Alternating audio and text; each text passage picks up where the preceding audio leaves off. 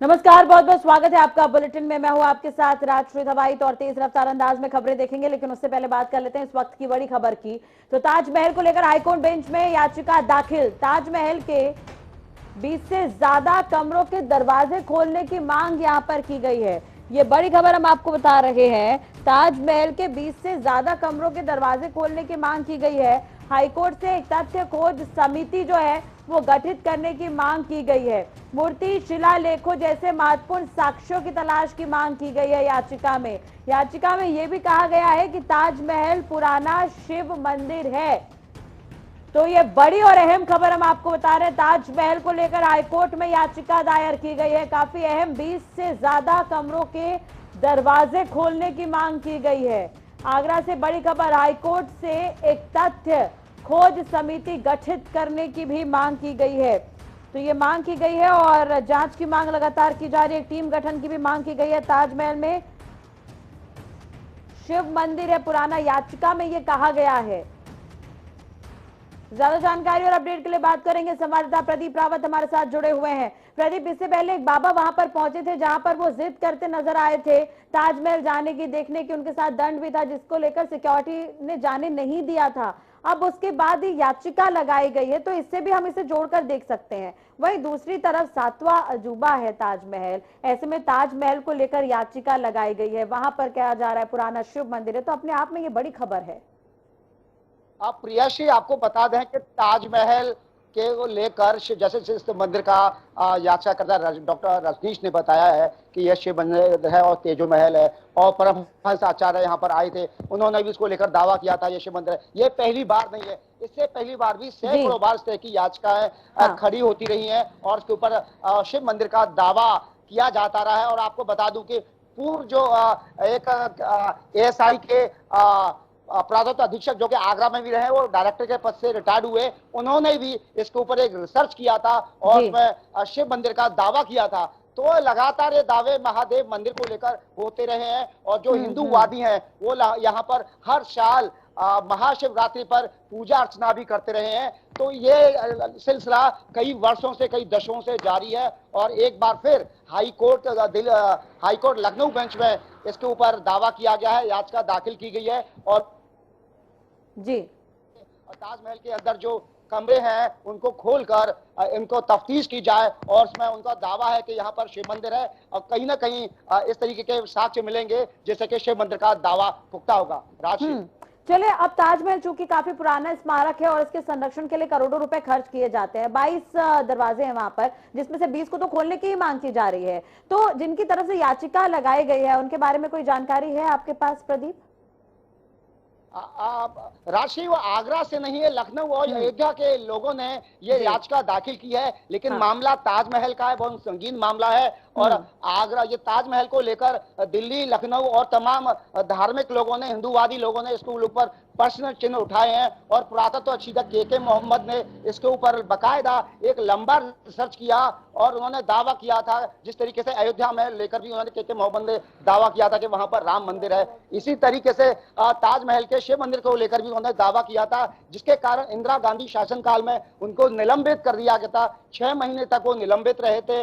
और यहाँ पर जो इतिहासकार हैं उनका भी यही मानना है कि यहाँ पर महादेव का मंदिर है और महादेव का मंदिर से अपने आप पुष्टि होती है कि जहाँ भी नदियां होती हैं, जहाँ पर भी जल प्रवाहित होता है, वहां पर सनातनी संस्कृति का स्वतः संज्ञान लिया जाता है और वहां पर शिव मंदिर होते हैं। और आगरा के अंदर एक लंबी श्रृंखला है, 101 शिव मंदिर है बटेश्वर महादेव पर, जो जहां से अटल बिहारी वाजपेयी पूर्व प्रधानमंत्री आते हैं। तो ताजमहल को लेकर यह सिलसिला बहुत सालों से जारी है और अभी आचार्य यहाँ पर आगरा में लगभग 4-6 दिन पहले ये मामला विवाद में आया था। तो मुझे लगता है कहीं ना कहीं ये हिंदूवादी लेकर इस मामले को लेकर आगे बढ़ना चाहते हैं और जिस तरीके से परमहंस आचार्य ने मामले को उठाया था वो भी हाई कोर्ट के लिए उन्होंने साफ साफ किया था, मैं हाई कोर्ट जाऊंगा, मैं हार नहीं मानूंगा और धर्म दंड के साथ जाऊंगा और सनातनी संस्कृति का किसी भी तरीके से अपमान नहीं होने दूंगा। तो ये सारी चीजें सामने लगातार आ रही हैं और तो हो सकता है कि इस मामले में आगे और प्रदर्शन हो और बिल्कुल, ये मामला भी बिल्कुल आगे बढ़ सकता है। जिस तरह से पहले अयोध्या के बाद काशी के बाद अब ताजमहल की बारी है, आगरा की बारी है। अब 1212 से लेकर 1632 तक के इतिहास को अगर देखा जाए तो इस पर कोर्ट के लिए भी काफी बड़ी चुनौती, और इस पर जिस तरह से याचिका लगाई गई है तो उस पर काफी रिसर्च की आवश्यकता भी होगी, इतिहासकारों की भी आवश्यकता होगी। बहुत बहुत शुक्रिया प्रदीप, तमाम जानकारी और बातचीत के लिए। नजर बनाए रखेगा, अपडेट आपसे लेते रहेंगे। इधर ऋषिकेश से ये बड़ी खबर है, श्रीनगर हाईवे पर, यहाँ पर ऋषिकेश श्रीनगर हाईवे पर सफेद पहाड़ के पास हादसा हुआ है। हाईवे नंबर 58 बताया जा रहा है जहां पर यह हादसा हुआ है। सड़क हादसे में कार अनियंत्रित होकर खाई में जा गिरी। अनियंत्रित कार 300 से 400 मीटर गहरी खाई में गिरी है। हादसे में 5 लोगों की मौत हुई है। बेहद दुखद, खाई से निकाले गए हैं 5 लोग, और हादसे के बाद मौके पर स्वास्थ्य विभाग की टीम भी मौजूद रही। तो ये बड़ी खबर हम आपको बता रहे हैं, बेहद दुखद ये खबर। खाई में यहाँ पर हादसा हुआ है। श्रीनगर ऋषिकेश हाईवे 58 पर सफेद पहाड़ के पास ये हादसा हुआ है। कार अनियंत्रित होकर खाई में जा गिरी। हरिद्वार से संवाददाता विकास हमारे साथ जुड़े हुए हैं। विकास, बेहद दुखद ये सड़क हादसा कितने बजे हुआ है, क्या कुछ इसे लेकर अपडेट आपके पास? बिल्कुल रात्रि देवप्रयाग थाना क्षेत्र में कोडियाला के पास तेज रफ्तार कार खाई में गिर गई। हादसे के वक्त कार में 5 लोग सवार थे। मामले की सूचना मिलते ही देवप्रयाग थाने की पुलिस और एसडीआरएफ की टीम मौके पर पहुंची, जहां टीम ने खाई में जाकर सभी का रेस्क्यू किया है, और लेकिन तब तक 4 लोगों की मौत हो चुकी थी। कार सवार 5 व्यक्ति का तो काफी खोजबीन के बाद मिला है। और रात्रि आपको बता दें, जानकारी के मुताबिक हादसे में मरने वाले सभी लोग चमोली जिले के रहने वाले थे, जो शादी का सामान लेने के लिए ऋषिकेश जा रहे थे। तभी बीच रास्ते में ये हादसा हो गया और 5 लोगों की मौत हो गई। मरने वाले में 2 महिला, 1 पुरुष और 2 बच्चे हैं, जिनकी उम्र लगभग 15 और 12 साल की थी। जो बच्चे हैं वही अभी तक हादसे कारणों का भी पता नहीं चल पाया। हालांकि प्रथम दृष्टया पुलिस हादसे का कारण तेज रफ्तार और लापरवाही मान रही है। पुलिस का कहना है कि मामले की जांच की जाएगी, जांच के बाद ही हादसे के सही कारणों का पता चल पाएगा। पुलिस ने सभी शव को कब्जे में लेकर पोस्टमार्टम के लिए भिजवा दिया। मृतक का नाम पिंकी दोगी 25 वर्ष की थी। और आपको बता दें, जिस तरह से हादसा है तो कहने की प्रशासन इस पूरे मामले की जो है छानबीन में जुट गया है। जी रात्रि। चलिए, बहुत बहुत शुक्रिया तमाम जानकारी और बातचीत के लिए। चलिए बात कर लेते हैं एक और अहम खबर की। तो वाराणसी से अहम खबर है, श्रृंगार गौरी दर्शन मामले से जुड़ी है बड़ी खबर। वैदिक सनातन संघ का केस वापसी का ऐलान। श्रृंगार गौरी में नियमित दर्शन को लेकर याचिका थी। वैदिक सनातन संघ ने भंग की अपनी लीगल टीम। वैदिक सनातन संघ के प्रमुख ने सर्कुलेट की है सूचना। तो ये बड़ी खबर हम आपको बता रहे हैं इस वक्त की वाराणसी से। वैदिक सनातन संघ ने अपनी लीगल टीम जो है वो भंग कर दी है। अब वैदिक सनातन संघ के प्रमुख ने सर्कुलेट की है ये सूचना। ये बड़ी खबर हम आपको बता रहे वाराणसी से। श्रृंगार गौरी दर्शन मामले से जुड़ी ये बड़ी खबर हम आपको बता रहे। जो टीम बनाई गई थी, जो लीगल टीम बनाई गई थी, उसे फिलहाल भंग कर दिया गया है। वैदिक सनातन संघ का केस वापसी का ऐलान, तो अपने आप में ये बड़ी खबर है। इधर हरदोई से बड़ी खबर, मथुरा के पास सड़क हादसे में 7 लोगों की मौत के मामले में पोस्टमार्टम के बाद गांव पहुंचे शव देखकर कोहराम मच गया। नव दंपति के साथ 7 शवों का अंतिम संस्कार हुआ है। संडीला इलाके के सुंदरपुर निवासी थे मृतक, और पूरे परिवार की यहां पर मौत हुई थी। आपको बता दें कि नोएडा के पास नोएडा हाईवे पर यह पूरा हादसा हुआ था, और संडीला इलाके के सुंदरपुर के सभी रहने वाले थे। एक शादी समारोह से वापस लौट रहे थे जिस दौरान ये पूरा हादसा हुआ और 7 लोगों की मौत हुई थी। एक ही परिवार के थे सभी। नव दंपति के साथ 7 लोगों का अंतिम संस्कार किया गया। पूरे गांव में यहाँ पर कोहराम जैसी स्थिति देखने को मिली। तो हरदोई से ये अहम खबर हम आपको बता रहे हैं। नव दंपति के साथ 7 शवों का अंतिम संस्कार किया गया।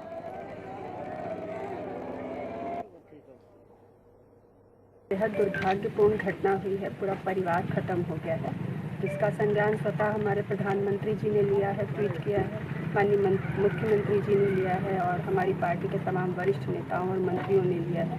बेहद दुर्भाग्यपूर्ण घटना है, और मैं आई हूँ सरकार के प्रतिनिधि के रूप में। यहाँ पे पूरा शासन प्रशासन आप देख रहे हैं मेरे साथ में खड़ा हुआ है, और हम सभी इस परिवार के जो एक उनके सुपुत्र जी बच गए हैं, हम सभी उनके साथ कंधे से कंधा मिलाकर खड़े हैं। चलिए अब नजर डाल लेते हैं तेज रफ्तार अंदाज में खबरों पर। इधर बदायूं के लाभरी गांव में कारेंट की चपेट में आने से युवक गंभीर रूप से घायल हो गया। परिजनों ने घायल युवक को अस्पताल में भर्ती करवा दिया है, जहां उसका इलाज जारी है। आगरा में स्वास्थ्य विभाग की बड़ी लापरवाही देखने को मिली है। डिप्टी सीएम के निरीक्षण के कुछ घंटे बाद ही जिला अस्पताल अपने पुराने रंग में लौटने लगा है, जहां मरीजों को ना तो स्ट्रेचर मिल रहा और ना ही व्हील चेयर। तीमारदार मरीजों को गोद में ले जा रहे हैं। बांदा में शराब के नशे में पिता ने खुद की बेटी के साथ दुष्कर्म किया। घटना से आहत होकर बेटी ने फांसी लगाकर आत्महत्या कर ली। सीतापुर में जमीनी विवाद को लेकर दो पक्षों में जमकर गोलियां चली, जिसमें कई लोग घायल हो गए, जिसका वीडियो सोशल मीडिया पर वायरल हो रहा है। अलीगढ़ में बिना मान्यता के संचालित स्कूलों पर बेसिक शिक्षा विभाग ने सख्त कार्रवाई करने के निर्णय लिए हैं। जिला बेसिक शिक्षा विभाग ऐसे स्कूलों का वास्तविक आंकड़ा जुटाने की जिम्मेदारी सभी खंड शिक्षा अधिकारियों को दे दी है, जिनको सील किया जाएगा।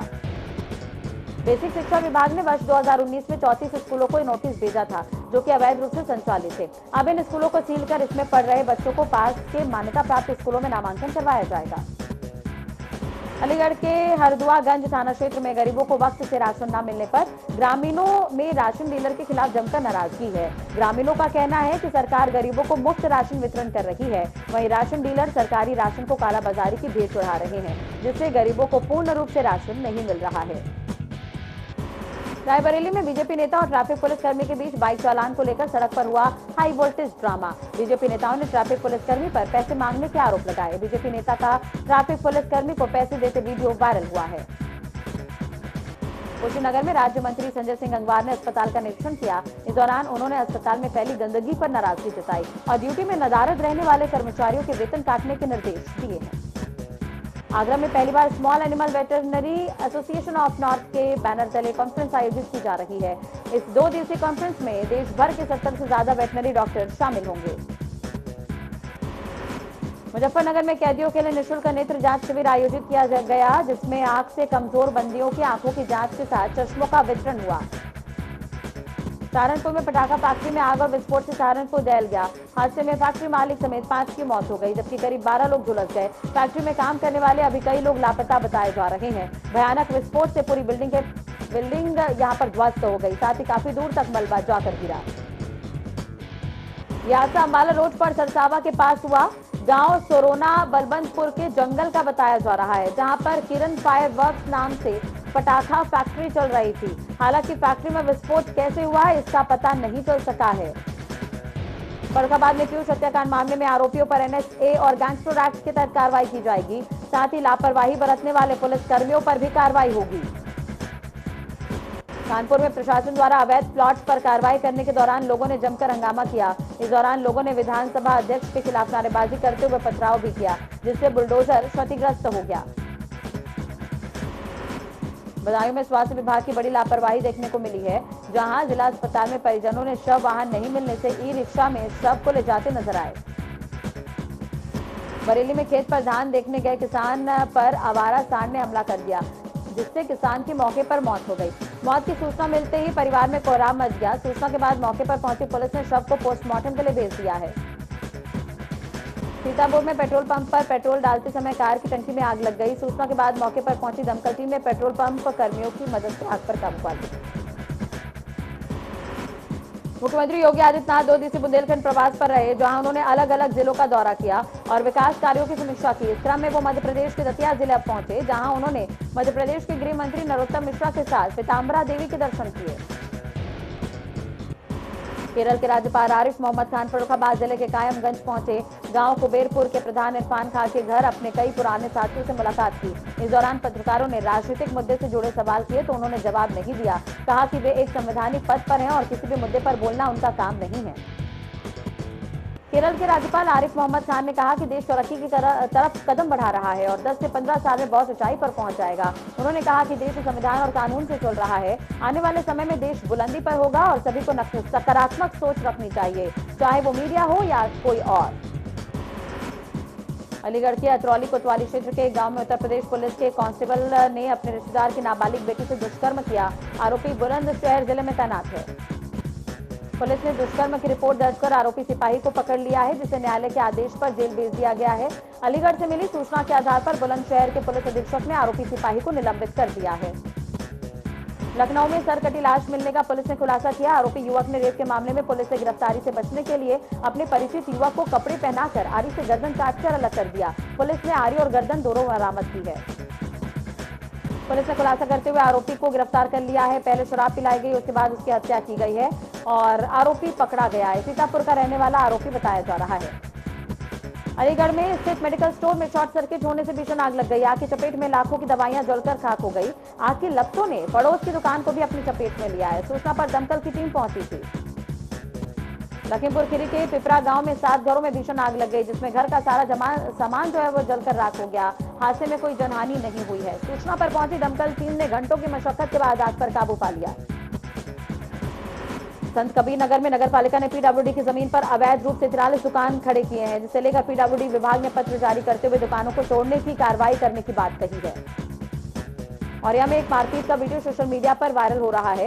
इस वायरल वीडियो में पुलिस के सामने ही लोग मारपीट करते नजर आ रहे हैं। वीडियो मुरादगंज ओवर ब्रिज का बताया जा रहा है।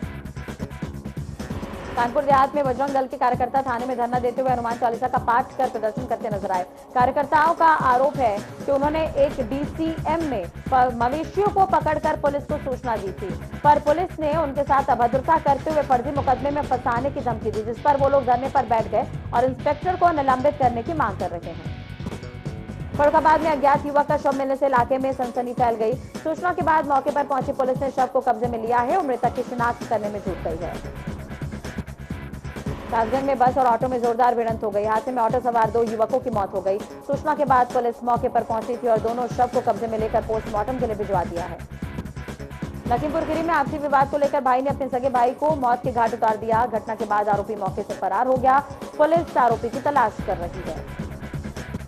सुल्तानपुर में एक घर में चोर चोरी की घटना को अंजाम देने पहुंचे, जहां घर मालिकों ने सतर्कता से दोनों चोरों को पकड़कर पुलिस के हवाले कर दिया। गोरखपुर में जिला प्रशासन ने एक अनोखी पहल की शुरुआत की है। सुबह 6 बजे से लेकर 9 बजे तक टेंशन बुलाकर जिंदगी कैसे जी जाती है उसको महसूस करवाया गया। इस पहल में खिलाड़ी, युवा, पुरुष, महिलाएं, प्रशासनिक अमला, कलाकार समेत तमाम सेक्टर से लोग मौजूद थे। फरुखाबाद में पुलिस और बदमाशों के बीच हुई मुठभेड़ में 25,000 के इनामी बदमाश और एक सिपाही घायल हो गए। पुलिस ने घायल आरोपी का इलाज कराकर उसे गिरफ्तार कर लिया है। वहीं एक आरोपी मौके से फरार हो गया। पुलिस ने आरोपी के कब्जे से एक खोखा, जिंदा कारतूस समेत तमंचा बरामद किया है। बाराबंकी में एक ढाबे के पास 2 गुटों में खूनी संघर्ष हो गया, जिसमें एक गुट ने दूसरे गुट के 2 लोगों पर चाकू से जानलेवा हमला कर दिया। हमले में एक की मौत हो गई, जबकि एक गंभीर रूप से घायल है। घायल को अस्पताल में इलाज के लिए भर्ती करवाया गया, जहां पुलिस पूरे मामले की जांच कर रही है। अलीगढ़ में पति ने पत्नी से खर्चे को लेकर चल रहे विवाद में पति ने अपने दोस्तों के साथ मिलकर पत्नी का गैंगरेप किया। पीड़ित महिला ने मामले की शिकायत पुलिस से की। पुलिस मामले की जांच कर रही है। बदायूं में बदमाश और पुलिस के बीच मुठभेड़ में एक बदमाश और एक सिपाही घायल हो गए। घायल बदमाश और सिपाही को अस्पताल में भर्ती करवाया गया है। वहीं एक बदमाश मौके से फरार हो गया। एसएसपी ने मौके पर पहुंचकर घटनास्थल का निरीक्षण किया है। बद्रीनाथ धाम के कपाट आज श्रद्धालुओं के लिए खोल दिए गए। कपाट खोलने से पहले बद्रीनाथ मंदिर को फूलों और लाइटों से सजाया गया था। बद्रीनाथ धाम के कपाट श्रद्धालुओं के लिए विधि विधान, मंत्रोच्चार और सेना बैंड और धुनों के साथ आज 6:15 में खोले गए। बद्रीनाथ धाम में बड़ी संख्या में श्रद्धालु मौजूद हैं। धाम खोलने के लिए आदि शंकराचार्य की गद्दी और भगवान विष्णु के वाहन गरुण जी की मूर्ति तेल कलश यात्रा के साथ जोशीमठ के नृसिंह मंदिर में अपने अलग पड़ाव योग ध्यान बद्री मंदिर पांडुकेश्वर पहुंचा दी गई थी। चारधाम यात्रा में भारी तादाद में श्रद्धालुओं के आने का अनुमान है। आपको बता दें कि एक दिन में 15,000 श्रद्धालु ही दर्शन कर पाएंगे। दर्शन के लिए पर्यटन विभाग की वेबसाइट पर रजिस्ट्रेशन कराना जरूरी है। जिला प्रशासन और राज्य सरकार की तरफ से सभी तैयारियां कल ही पूरी कर ली गई थी। हल्द्वानी के बनभुलपुरा में अज्ञात कारणों से फर्नीचर की दुकान में आग लग गई। आग ने पास में टायर की दुकान को अपनी चपेट में लिया। सूचना के बाद मौके पर पहुंची दमकल टीम ने 2 घंटे की कड़ी मशक्कत से आग पर काबू पा लिया। चलिए कुछ खबरें विस्तार से देख लेते हैं। तो महोबा जिले के एक सरकारी स्कूल में छुआछूत का सनसनीखेज मामला देखने को मिला, जिसके बाद से ही हड़कंप मचा हुआ है। स्कूल की दलित छात्रा ने अध्यापकों के घड़े से पानी पी लिया तो अध्यापक ने छात्रा की जमकर पिटाई कर दी। इस पूरे मामले में पीड़ित छात्रा के परिजनों ने एसडीएम और सीओ से लिखित शिकायत की है और कार्रवाई की मांग की है।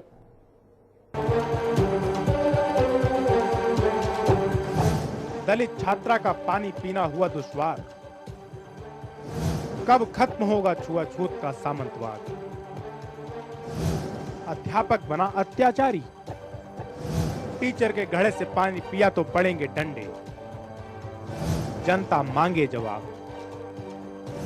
सामंतवाद का कब होगा विनाश। देश आज 21वीं सदी में पहुंच चुका है।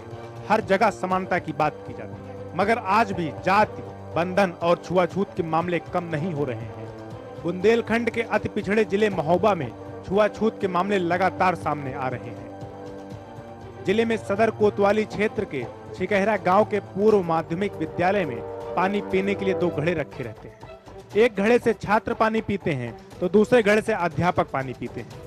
लेकिन स्कूल के समय छात्रों के घड़े का पानी खत्म हो जाने पर स्कूल में कक्षा 7 में पढ़ने वाली दलित छात्रा मांडवी ने अध्यापकों वाले घड़े से पानी पी लिया। इसे देख अध्यापक जी से रहा न गया। अध्यापक कल्याण सिंह ने दलित छात्रा की जमकर पिटाई कर दी। मांडवी ने घर जाकर अपने माता पिता से आपबीती साझा की तो पिता रमेश कुमार और परिजन सीधे अध्यापक के घर पहुंच गए और पिटाई की उलाहना करने लगे। तो अध्यापक ने छात्रा के परिजनों के साथ भी अभद्रता की और जाति सूचक शब्दों का प्रयोग किया। पीड़ित दलित छात्रा और उसके पिता ने बताया कि विद्यालय में छुआछूत हावी है। स्कूल में छात्रों के बीच पक्षपात किया जाता है। कहते तुमने क्यों पिया? फिर हमने बोला हमने प्यास लगी थी इसलिए पिया। सुबह फिर 2-3 छापड़े मारी थी। बस पता नहीं छुआछूत ही है। हम बहुत नीची जाति के इसलिए हमें मारा। तहसील आए हम इस वजह से कि हमारी बच्ची पूर्व माध्यमिक विद्यालय में पढ़ रही थी, तो घड़े में पानी पीने के लिए घड़े रखे हैं, तो उसमें से पानी लिया तो कल्याण सिंह अध्यापक है जो, उसने 2-3 हाथ मार दिए हैं। और हम अभी विवाद उसे पूछने गए कि किस कारण मारा है, तो दूसरे गांव का मुन्नी लाल का यादव का लड़का है जो सुगर सिंह यादव, उसने हमारे साथ हाथापाई की है। क्यों मना कर रहे थे बच्चों को? छुआछूत की वजह से। वहीं इस पूरे मामले को लेकर एसडीएम जितेंद्र कुमार ने बताया कि सरकारी स्कूल के इस मामले में छात्रा के पिता ने शिकायत कर कार्रवाई की मांग की है। एक छात्रा आई थी, कह रही थी कि हमारे एक मास्टर साहब हमारे घड़े में पानी पीने के लिए मना करते हैं कि ये घड़े का पानी मत पियो, तो उसी की जांच के लिए भेज दिया हूँ एबीएसए को अभी तुरंत। पूरे मामले की जांच करने पहुंचे बीएसए गौरव तिवारी ने बताया कि पीड़ित छात्रा सहित अन्य छात्रों से पूछताछ की जा रही है। वहीं आरोपी अध्यापक से भी पूछताछ कर बयान दर्ज किया गया है, जिसके आधार पर आगे की कार्रवाई की जाएगी। एक हमारा पूर्व माध्यमिक विद्यालय छिकहरा है, यहाँ की एक शिकायत संज्ञान में आई है। उसी के संबंध में हम लोग यहाँ पर हमारे एआरपी और इंस्पेक्टर साहब और हम लोग जांच के लिए आए हैं। दोनों पक्षों का बयान लिया जा रहा है। जो भी अगर इसमें किसी भी प्रकार का जाति, धर्म, वर्ग, संप्रदाय के प्रति किसी भी प्रकार का भेदभाव अगर होगा और संबंधित के विरुद्ध ऐसी जांच में शिकायत पाई जाती है तो कड़ी से कड़ी कार्रवाई की जाएगी। बुंदेलखंड में अभी भी सामंतवाद की जड़ें जमी हुई हैं और सवर्ण जातिवादी सोच भी ऊपर नहीं उठ पा रहे हैं। सरकारी स्कूल में सिर्फ घड़े से पानी पीने को लेकर उच्च जाति के अध्यापक ने दलित छात्रा की पिटाई कर दी, जो इसी सामंतवादी विचारधारा का ताजा उदाहरण है। महोबा से इजराइल कुरैशी की रिपोर्ट।